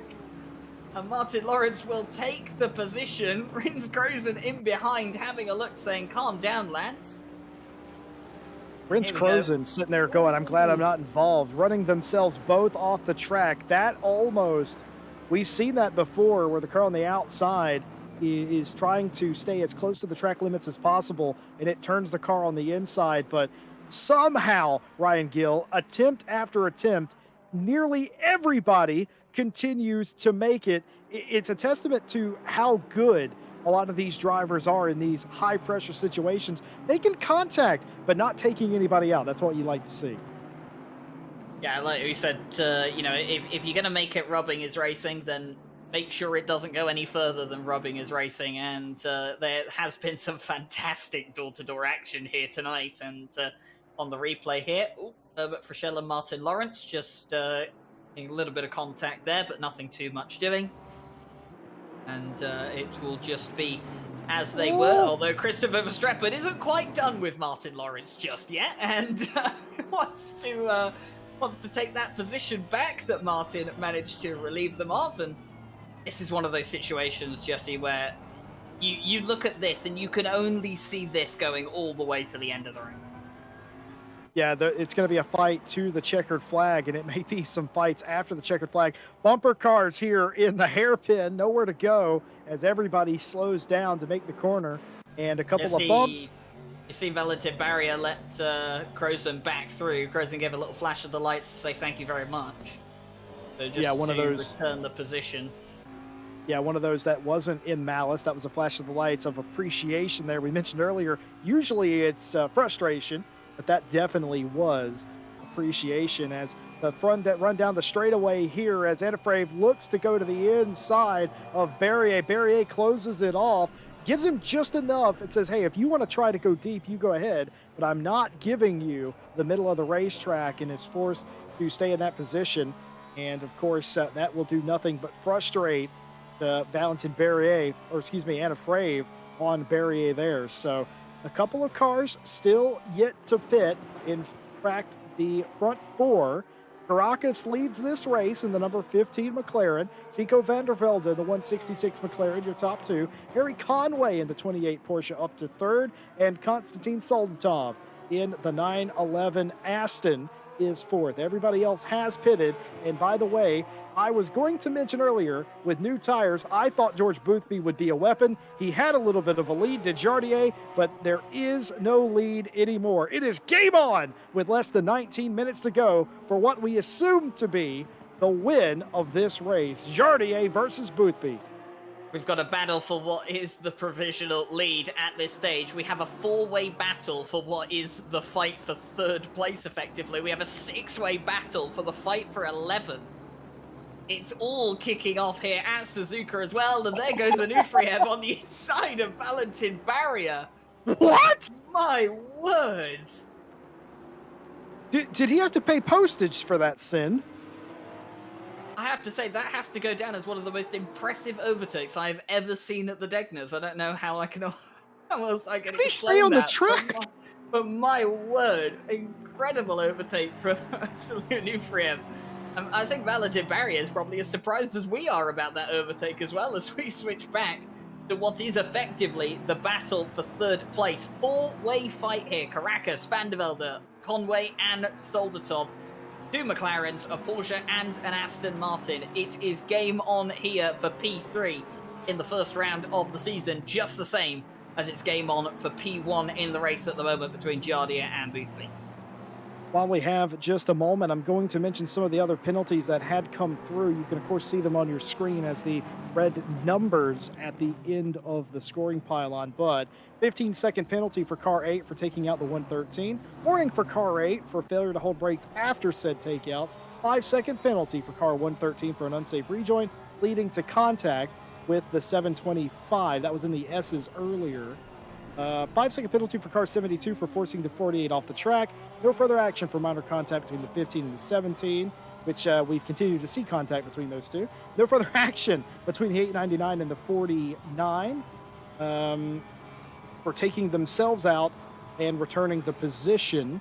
15-second penalty for car 8 for commits to closing a gap on the 777, hits the wall and is unable to continue. Sorry to interrupt you, Jesse Lee, but down towards the Casio triangle, Tinko van der Velde is going to have a look on the outside. It's going to turn into the inside, and there it is, Tinko van der Velde, who lost his podium place at the start of the race. Conway's been turned around. Car turned around in the background. That's going to be twofold, and another incident here in the triangle. Harry Conway gets spun around and opportunistically ends up being in the pit in lane. So we'll do just that. We'll take this opportunity to pit, but Harry Conway will not be happy with that. That was unnecessary. Definitely happy, and I think he's got every right to be unhappy as well. It was completely on Soldatov, that incident. And Harry Conway will be very frustrated. Like you said, fortunately for him, ended up on pit road, so he could just pull in. He will have lost a significant amount of time that he'll have to hope he can claw back if he wants to have a chance at a podium here in the first round of the season, but it's been made ever so difficult now for Harry Conway, and I can only assume that there's a penalty coming the way of Soldatov, not by any means guaranteeing it, but it looked pretty slam dunk to me, Jesse, even just from that one perspective. You can't turn people. I think that's a simple thing in any kind of racing. You can't turn people. You can race each other. Some series you can rub fenders, but you cannot turn people, and I think that's going to be a classic case of that. Meanwhile, the battle for the lead does continue. I know they say they're 4th and 5th on the track, but trust us, they will likely be the leaders after all the pit stops do finish up. Jardier jumped George Boothby with his pit strategy. Boothby has tires, Jardier doesn't, and we're about to see how wide a Porsche GT3 can be, because I have a feeling Jardier has put themselves in this position and will now attempt to defend this position with everything they have. Yeah, Jardier is really going to have to put out all the moves. We have seen some fantastic defending performances from Jardier before, but this is a very, very big ask. George Boothby is on fresh tyres. He has the pace over Jardier, and we've seen that so far, not just in qualifying, where he messed up a lap then, which he was 0.4 of a second up, by the way. George Boothby only got pole by about 0.75 of a tenth. Could have been a much, much bigger gap than that. But George Boothby, the benefit he has is, well, benefit and drawback is they're both in the same car. The benefit he has is that, well, Jardier shouldn't be any quicker in a straight line than he is. The downside is George Boothby won't be any quicker in a straight line than Jardier is, unless they've a few rear wing settings that are different between each other. They should be almost identical on the straights. George Boothby will have the luxury of the slipstream, but it does mean that all of these really tight corners where he needs the downforce, he's also got the wash of Jardier's car in behind, and that won't do him any well through the S's, as you can see the car squirming around as well. Here is Battistella, who we've seen plenty of times on the replay already today, and that's one of the cleaner moves we've seen from the Aston Martin this evening, and very well done to Battistella. They're up into what is now 21st position as they made their way past Chamberlain.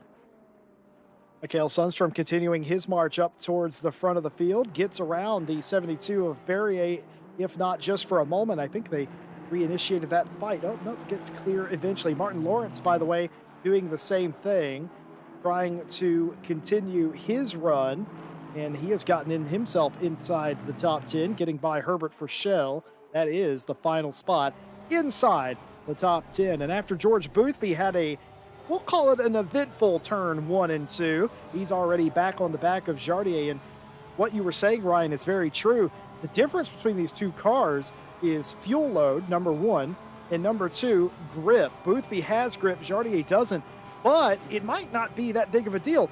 If Jardier, for the final 12 minutes, can continue to park his Porsche on the apex or on the defensive line, it might not matter how much grip Boothby has. So many of these turns have such a tight radius to them or a long radius that going around the outside just isn't feasibly possible. That all being said, I've seen some passes around the outside of the Degners, so what I'm really saying is, what do I even know?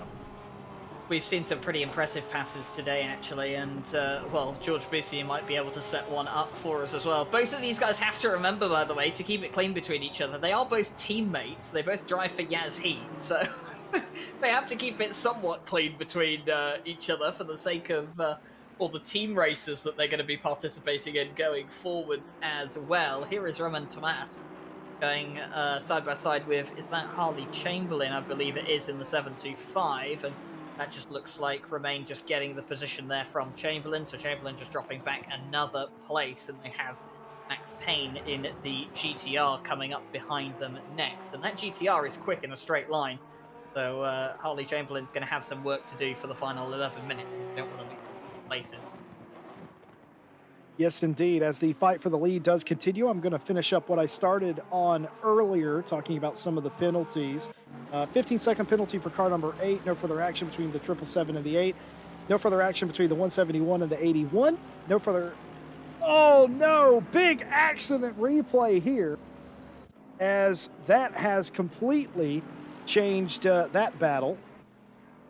It was Christopher Verstappen going off, and he was chasing down Martin Lawrence the last time we saw him.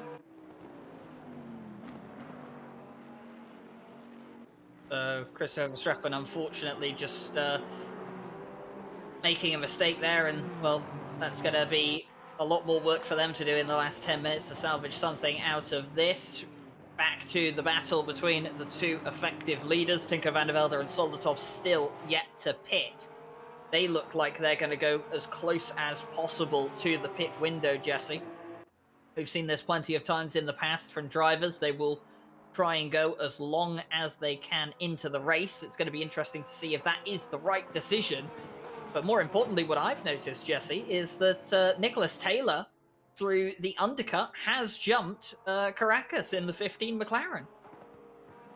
Yeah, I was wondering about that with Taylor, what that would end up meaning. Well, it might be a third place for Taylor, providing they can keep Caracas behind them. And you're talking about the overcut that Van der Velde and Soldatov are doing. It might not be terrible because you get to sit there and base your strategy off of what everybody else does. Obviously, if you're going long, you have enough fuel to do that, and you're probably not going to be changing tires here at the end of the race, so it doesn't matter. But still, you get to survey what's going on behind you. You can make a decision if necessary at the end of the race, and you kind of know where you're going to finish at that point. But still, I don't hate that move, and you never know. It might end up being in some clean air that other drivers might not have. It might work out for you, get a couple of positions. I always like the undercut, but the overcut does work, and when it does, it's absolutely brilliant. Darren Mulholland, by the way, I've just seen pop up on my timing board. Drive-through penalty for track limit. So the 777 was already down in 27th place and not having the greatest time of it, has now picked up a drive-through for track limits with 8.5 minutes to go. That's put them in the pit lane, and speaking of 8.5 minutes to go, here we go. They spin! They both leaders! The teammates! They've collided at 130R. The outside move from George Boothby, it doesn't come off. Jardier has collided with him. I'm not sure which of them know who should keep the place. Jardier looked like he wanted to give the place to Boothby. Boothby saying, no, you can have it. And teammates collide at round 1, 8 minutes to go. We're going to look at a replay of this. This is George Boothby trying to go around the outside of Jardier. This is what would be the lead of the race. I think Jardier just gets a little bit of the inside curb, comes up to meet Boothby. They both spin out, and Boothby says, nope, I want to pass you. I want to pass you clean. And even if Boothby realizes that Jardier got the curb and that's what caused that, they've reset to serve. That's what happens when you race friends and teammates. You get to do stuff like this. And of course, that did nothing but help Taylor close in. But Taylor, still so far behind, it didn't matter. They were able to gather it back up and continue on and still have an 8-second lead. Herbert Verschell, a couple of cars Oh, continuing to go up there. I think George Boothby's got it this time, though. I think he's going to go around the outside. No, comes to the inside. He has got the move done, so he's got it done this time around. George Boothby has made the move. Here we'll see it on the replay this time by they're coming out of the curve, out of the S's now, and Jardier's on the outside line. Boothby has the inside line. They'll come up towards the Degnas. Jardier will back off, thinking better of it not to go on the inside line with that kind of overlap, and George Boothby retakes the effective lead of the race. But my word, Jesse, for a moment, it all got a bit tense between teammates, didn't it? I want to apologize to all of our audience tonight for that unintelligible 130R commentary that Ryan Gill and I did. We're just yelling at the top of our lungs, but I've never seen anything quite like that. But do you know what? It was very tense, and I think they'll have some words afterwards, some calm words of like, "This is what I was doing. This is what happened." But I think at the end of the day, it's one of those. The sportsmanship came out there. Boothby, I think, felt like Jardier was willing to give him the spot just in general right there. Boothby said, flash the lights, saying, nope, get going. We're going to finish this fight. They do it cleanly. And again, that's the benefit of working with friends and teammates is you can race each other like that. You have that unspoken sort of thing. Maybe it is spoken. Maybe they're talking to one another. I don't know. But either way, we've seen a lot of fender banging today, a lot of close contacts and stuff. But you know what else we've seen? We've seen a heck of a lot of sportsmanship. That bodes very well for the rest of this championship. Yeah, and the last time we saw teammates collide in a race, Jesse, would have been all the way back in the first GT3 World Championship we started. It was at Kyalami, round 2. It was the two Hondas of Lebrec and Macaulay, if you'll remember that chaotic race that we had at Cheetah on lap 1. Those two coming together. That's the last time in the Friday Championship, at least, that we've seen teammates come together like that for the lead of the race. So it doesn't happen often around here, but definitely a tense moment when it does. And George Boothby, well, he has now taken the effective lead of the race from Jardier. It was probably just a matter of time. It was going to be a very, very big ask for Jardier to keep Boothby behind for the duration of the race. The most important thing is, like you said, Jesse, they got it done cleanly. Yeah, speaking of trying to go around the outside for Romain Thomas, not going to happen on Batistella there, as they will hold serve. Going around the outside, especially here at the end of the race with a lot of clag and marbles, not great. You don't want to do that.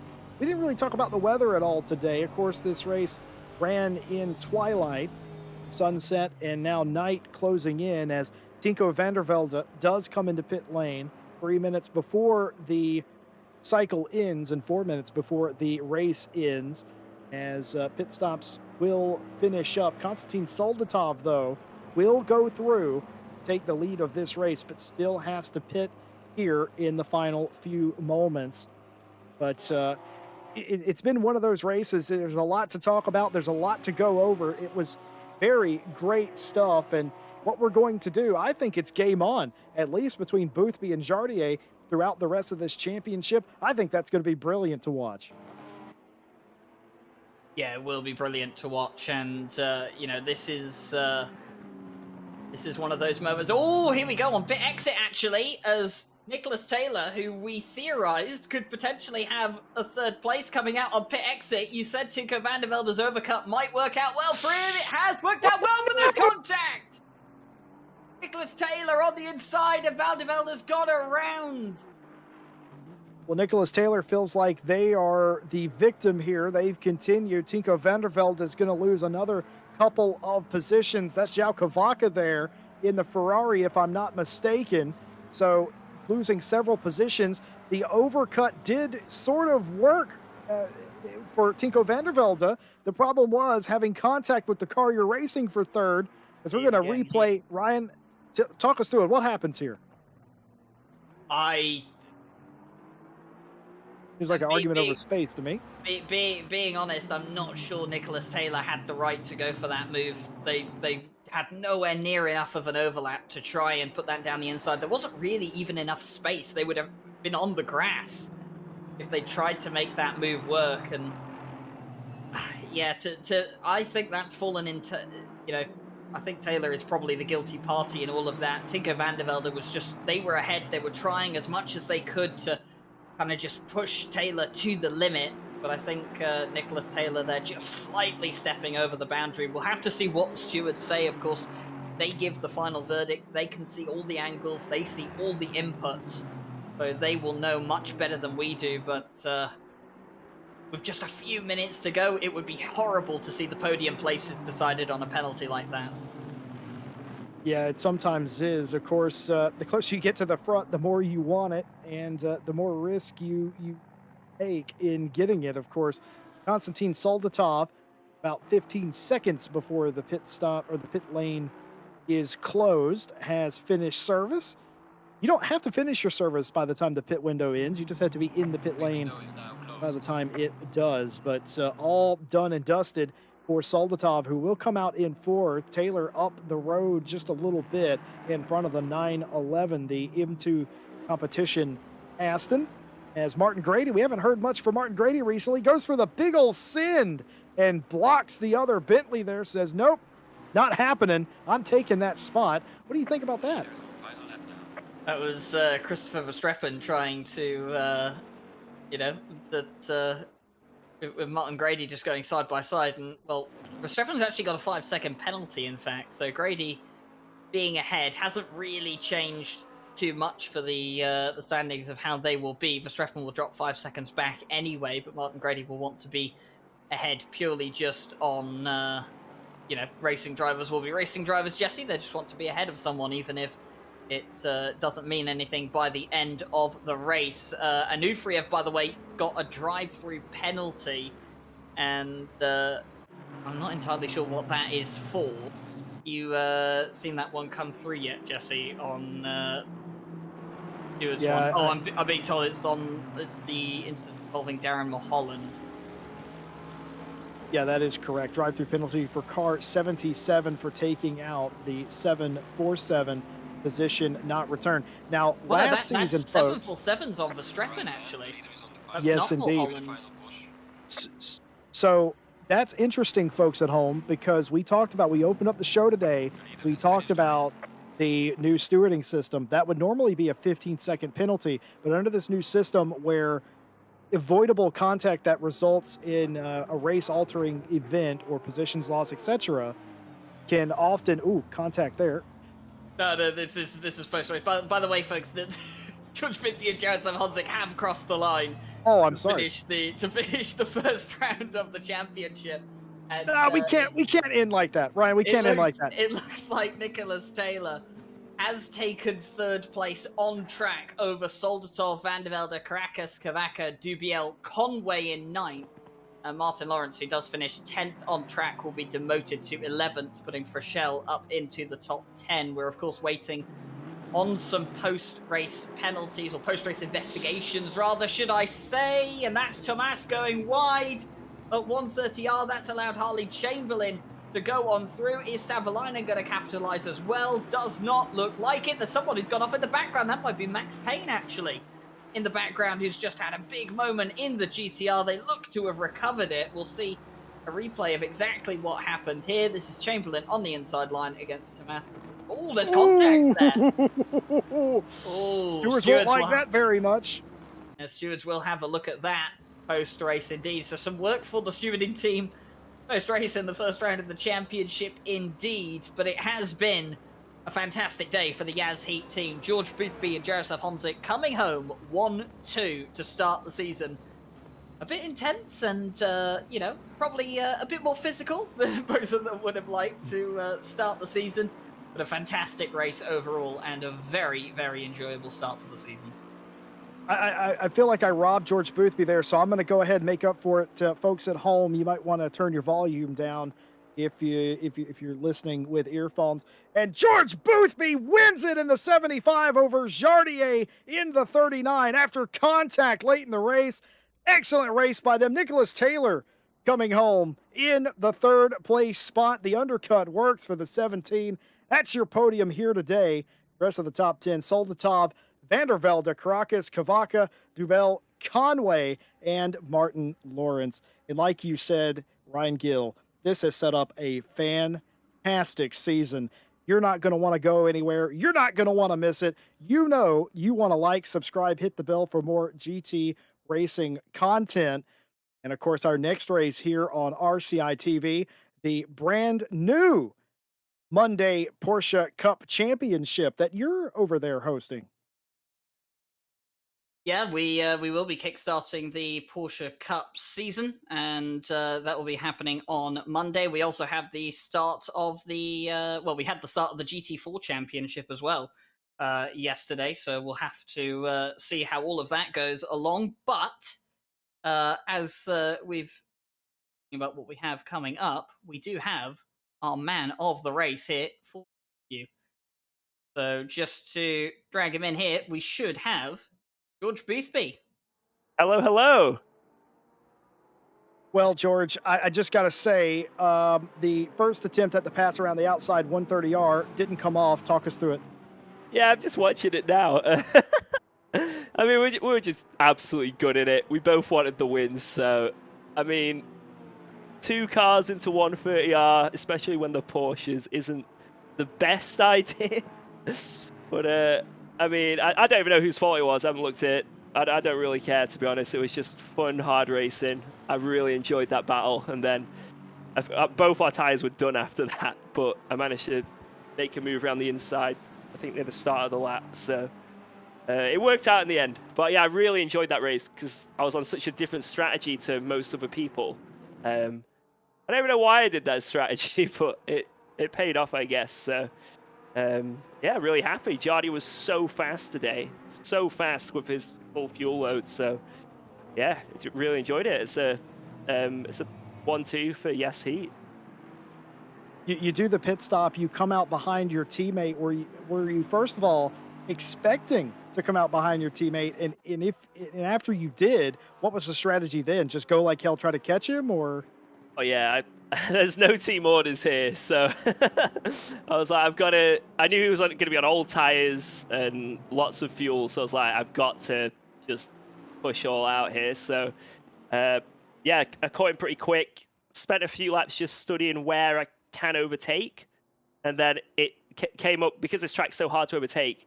It was literally like the only place I could go is 130R or like maybe the hairpin. So I was so I just knew that if I make the move, it's gonna be a rough one. And I guess it was a little bit rough the first time. But yeah, the next one, like I say, just made a little bit of a mistake with our worn tires, and I managed to sneak up the inside. So I guess patience paid off, but I don't know. Well, George, always a pleasure to have you in sight and sound and on a racetrack. I'm going to turn you over to my partner, Ryan Gill. Yeah. Well, George, I mean, I think your attitude towards the incident kind of just sums up how much you enjoyed the race. Not really worried about what the verdict is, but I mean, it was an incredible performance from you. I mean, you've been quite busy, away from racing around here for a while. Obviously, you just joined Yaz Heat recently as well, which is a big change for you. I mean, I guess one of my questions would be how are you adjusting to to joining a new team, because obviously the last time we spoke to you around here you were a side max driver. Yeah, I mean, well, first off, I'm happy to be racing in RCI again. I absolutely love this league, so yeah, glad to be back. And yeah, with Yas Heat, I mean, I couldn't be happier. This is like the Yas Heat are probably like the team to be in, I guess. And yeah, when I got my first few DMs from like the people's in charge, oh man, I was so happy. So I fit in really well. All the guys on the team are so nice. I mean, Jardia is literally the nicest guy in the world. Like, you'll never see a smile not on his face. So, yeah, I feel like I just fit in really well. And trying out some new cars as well. I mean, I've never really driven the Porsche. So we're trying this out. And, I mean, what a way to start out. Like, say me and Jardia have never really driven this car. And we just got a 1-2. So, Yeah, really happy with that. Really happy. Well, absolutely fantastic, George, and perfect way to start the season, I guess, for you. Pole position and the win as well. We'll have to, of course, check to see who got the fastest lap of the race, but you'll probably be down there, or up there rather, Yeah, I think as with that as one strat, of the there's a contenders. good chance. But no, fantastic start for you, and I suppose the big question that all the boys and girls at home are going to be wondering is, can you do it again in a week's time at the Nürburgring? I'm gonna give it my best shot. So fingers crossed. Fingers crossed. Absolutely Attaboy. brilliant. Thank you so much, guys. Cheers. Well, there you have it. George Boothby, your winner today, but a long season and a very, very talented title contender in Jardier as well. You heard them both, or you heard him say that there was no team orders. They were going for it. Yeah, it's always fantastic, isn't it, when you get two teammates and they really do want to go at it. They don't want to use team orders, and exactly what we love to see. And it was a treat for all of us here tonight. The first round of the season did not disappoint, and as I just alluded to earlier, well, Friday Championship will be back in a week's time for round 2 at Yes, the indeed. Nürburgring, and we'll have to see if the Boothby and Jardier battle will continue. Will there be any other drivers that get themselves up into the mix as well? Of course, a very different circuit to Suzuka, so everything could change come next week. But we do have some other events coming up in the meantime. Of course, we have the return of the Night Owl Championship, and that will be debuting on the 13th of November. So that's not this weekend, unfortunately. It's next weekend. But starting next week as well is the Monday Championship, which Jesse's already talked about. It's the return of the Porsche Cup, and it is season 3 of that particular championship. Pre-qualifying wrapped up just a week ago, and it is looking fantastic and very, very competitive. We have the likes of Mikhail Sundstrom, Wolf Matushka, Martin Lawrence, Bart Matcher, Mehmed Malik, Vashilev Abeladze, and loads more great names participating in the Porsche Cup. So it is going to be fun. So if you want to tune into that, that will be live. The race will be live at 8 o'clock UK time, the same as this one, and that will be happening on Monday. And, well, if you fancy some GT4 action, if you watched the stream yesterday, the GT4 Endurance Championship will return next Thursday as well. And, of course, that is teams in the GT4 Championship, so 2 drivers per car, and they will be heading out to Alton Park for round 2. And I didn't quite watch the race yesterday, Jesse, but I was told that it was a very intense race towards the end, shall we say, for a couple of drivers when the weather changed. So we'll be going to Alton Park next week for that one, so make sure to tune into that. Of course, we will be back next week. Nürburgring as well. Big thank you to Race Department, AK Informatica, Driver 61, Fanatec, and Sim Racing GP. The Race Department, the place to go for sim racing news.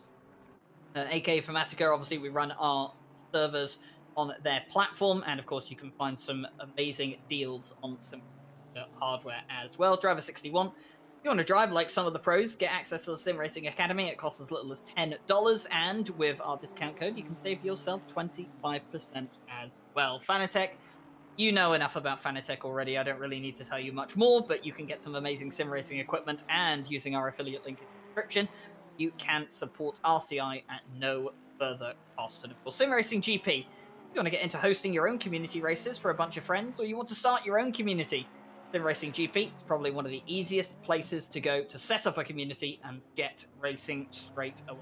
Go and check them out.